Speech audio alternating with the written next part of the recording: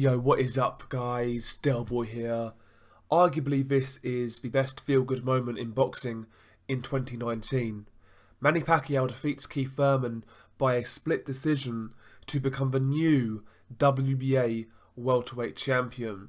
In the process, of course, he takes Keith Thurman's unbeaten record, and also Manny Pacquiao continues to create history.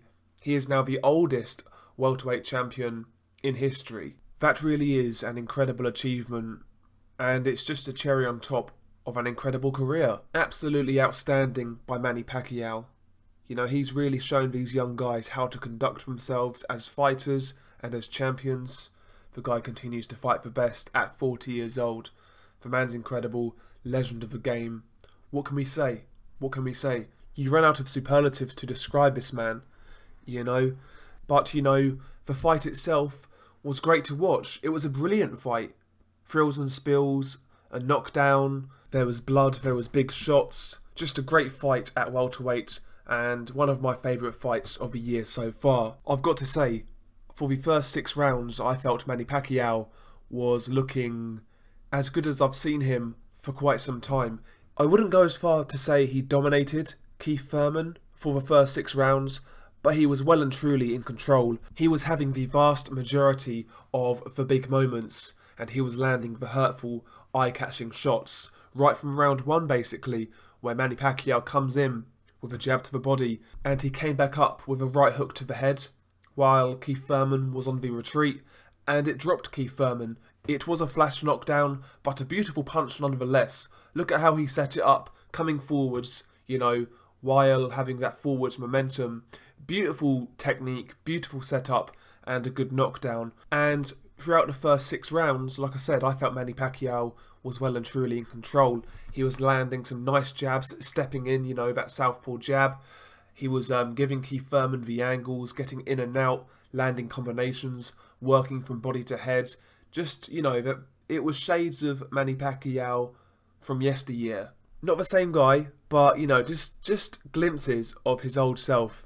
And when Manny Pacquiao went through the gears in the first 6 rounds, Keith Thurman, I'll be honest with you, couldn't live with Pacquiao's offense in the first 6 rounds. That's not to say he didn't have success himself in the first 6. He did. At times, he was actually applying pretty good pressure, you know, trying to walk Manny Pacquiao down. He landed some nice body shots in the first 6 rounds. Rounds 3 and 5 were fairly close. They were competitive. If you gave one of those rounds to Keith Thurman, fair enough, I guess. I still didn't really think he'd done enough in those rounds to warrant him getting those scored to him. But rounds 3 and 5 were fairly close.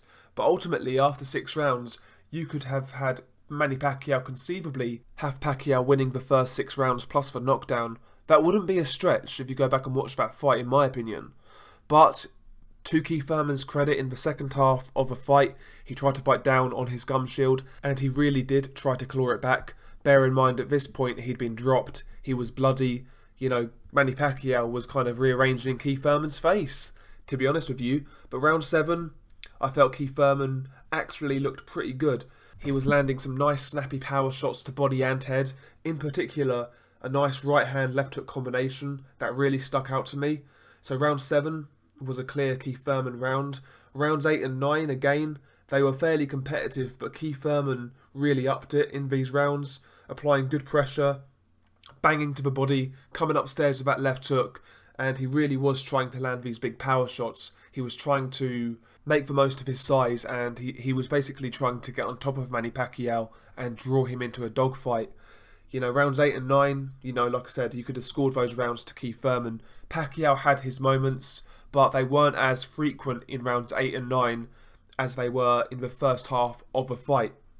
And at that point, it really looked like Keith Thurman could be getting his way back into the fight. But round 10 came, and that all went out the window. In round 10, Keith Thurman was badly hurt to the body with a lovely left hand. And listen, man, he really couldn't disguise his pain. He was in anguish, he was moving backwards, you know, he was grimacing, he took his mouth guard out for ease of breathing. He got caught with a big body shot, and it really knocked the wind out of him for pretty much the rest of the round, and Manny Pacquiao definitely won round 10. And at that point in the fight, I definitely think this was a pivotal round, because while Manny Pacquiao was winning, and clearly winning in my opinion, the momentum of the fight appeared to be switching, and round 10 really did halt that, and I think that was pivotal in this fight, to be honest with you. So that was a really important round for Manny Pacquiao in this fight. Keith Thurman, towards the end of the round, he did land a nice left hook, right hand combination. That was really eye-catching. But other than that, he really didn't have much success in round 10. So round 10 was for Pacquiao. Round 11, fairly competitive, back and forth round. You could score that either way. Both guys had success. Both guys landed some nice eye-catching shots. Keith Thurman really loading up on his shots, looking like he's going for a knockout. Whereas Manny Pacquiao getting in and out, quick punches. Very close round. And round 12, to Manny Pacquiao's credit, you know, he landed some lovely, hard, straight left hands against Keith Thurman. And, you know, I think he kind of buzzed Keith Thurman in round 12. You know, for a 40-year-old man, Manny Pacquiao really closed this fight out well. You know, winning round 10 and arguably winning round 12. Both guys fought hard until the final bell. But it was clear from looking at both guys who the winner was. Keith Thurman sustained a lot more damage. He got dropped.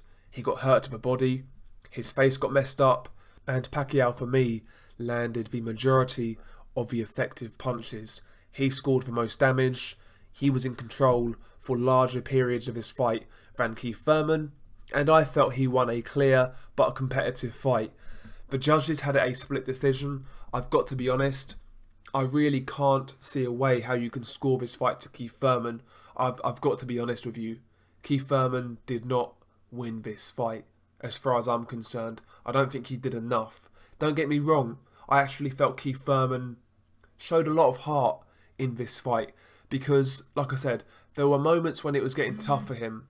And he really did kind of hold it down. And he tried his best.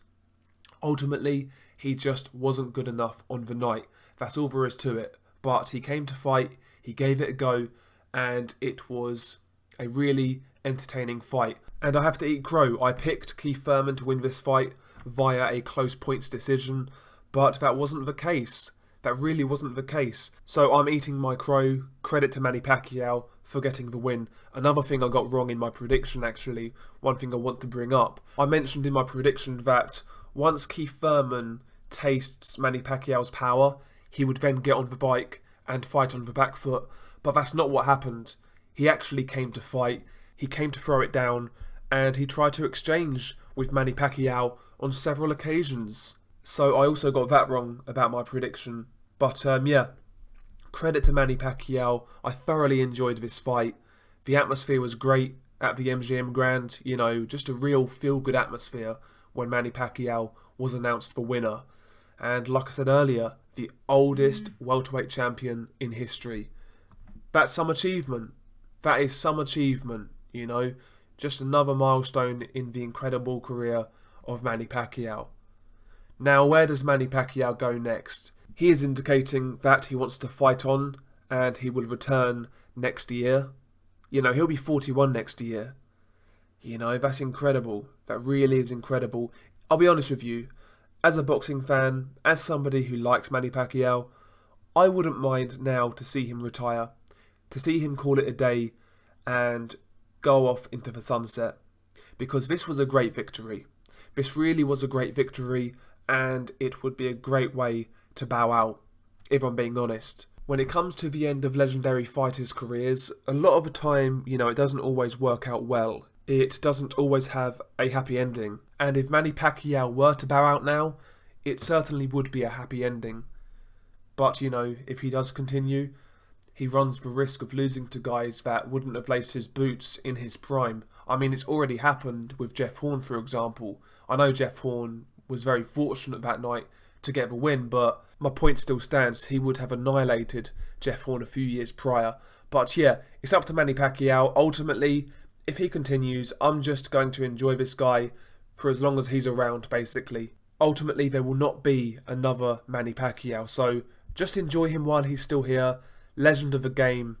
arguably the greatest fighter of his generation. That's a topic for another video. Maybe we'll get into that down the line. But yeah, credit to Manny Pacquiao. Hope you guys enjoyed this video. Share your thoughts below. Tell me how you saw the fight. Peace.